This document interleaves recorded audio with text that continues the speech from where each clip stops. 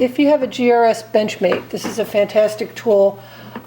You can take the ring clamp out, and there's a Wolf GRS adapter that fits in the hole next to the drive wheel, and you want to make sure that this flat is right underneath the screw.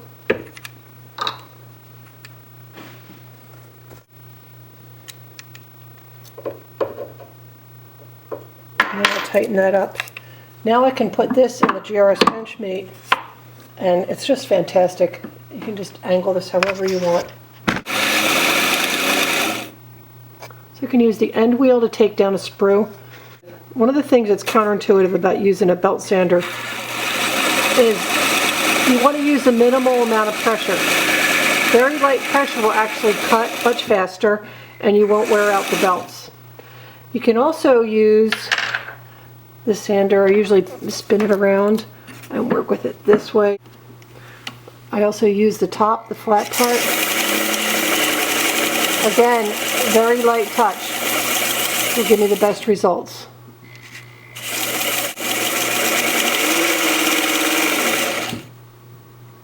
Just did a nice job at the top.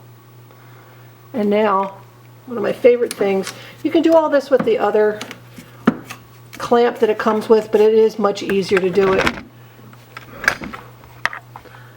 So I just flip this upside down, and that allows me to slack sand in between the rollers.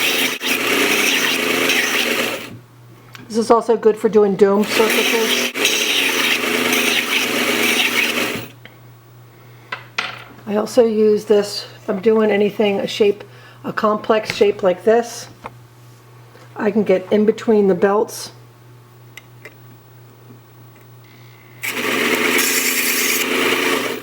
and sand my part.